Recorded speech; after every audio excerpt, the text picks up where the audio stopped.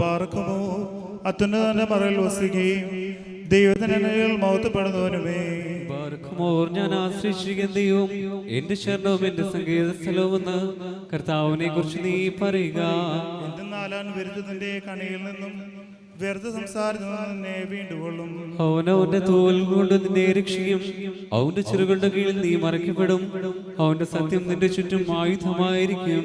നീ രാത്രിയിലെ ഭയത്തിൽ നിന്നും പകൽ പറക്കുന്ന ആശ്രത്തിൽ നിന്നും ഇരുട്ടിൽ സഞ്ചരിക്കുന്ന വചനത്തിൽ നിന്നും ഉച്ചയിലൂതുന്ന കാറ്റിൽ നിന്നും ഭയപ്പെടുകയില്ല. നിന്റെ ഒരു ഭാഗത്ത് 1000-ങ്ങളും നിന്റെ വലത്ത് ഭാഗത്ത് 10,000-ങ്ങളും വീഴും. അവ നിങ്കിലേക്ക് അടുക്കുകയില്ല. എന്നാലോ നിന്റെ കണ്ണിൽ കൊണ്ട് നീ കാണുക മാത്രം ചെയ്യും. ദുഷ്ടന്മാർക്കുള്ള പ്രതിഫലത്തെ നീ കാണും. എന്തെന്നാൽ സ്വന്തം വാസസ്ഥലം ഉയരങ്ങളിലാക്കിയിരിക്കുന്നു എന്ന എന്റെ ശരണമായ കർത്താവ് നീയാകുന്നു. ദോഷം നിന്നോട് അടുക്കുകയില്ല. ശിക്ഷ നിന്റെ വാസസ്ഥലത്തിന് സമീപിക്കുകയുമില്ല. എന്തെന്നാൽ നിന്റെ സകല വഴികളിലും നിന്നെ കാക്കേണ്ടതിന് അവൻ നിന്നെ കുറിച്ച് അവന്റെ മാലാഖമാരോട് കൽപ്പിക്കും. നിന്റെ കാലിൽ നിനക്ക് ഇടർച്ച ഭവിപ്പാതിരിപ്പാൻ അവർ തങ്ങളുടെ ഭുജങ്ങളിന്മേൽ നിന്നെ വഹിക്കും. സർപ്പത്തെയും മണലിയും നീ ചവിട്ടും. സിംഹത്തെയും പെരുമ്പാമ്പിനെയും നീ മെതിക്കും. അവൻ എന്നെ അന്വേഷിച്ചുകൊണ്ട് ഞാൻ അവനെ രക്ഷിച്ച് ബലപ്പെടുത്തും. എന്റെ നാമം അറിഞ്ഞുകൊണ്ട് അവൻ എന്നെ വിളിക്കും. ഞാൻ അവനോട് ഉത്തരം പറയും.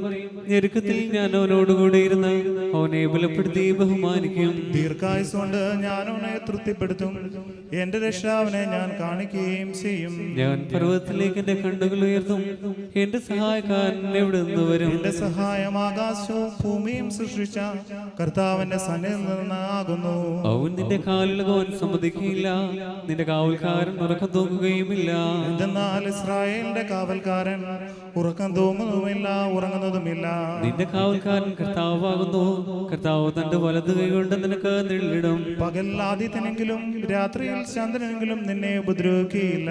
കർത്താവ് സകല ദോഷവും നിന്നെ കാത്തുകൊള്ളും. കർത്താവ് നിന്റെ ആത്മാവിനെ കാത്തുകൊള്ളും. അവൻ നിന്റെ ഗമനത്തെയും നിന്റെ ആഗമനത്തെയും ഇന്നു മുതൽ എന്നേക്കും കാത്തുകൊള്ളും.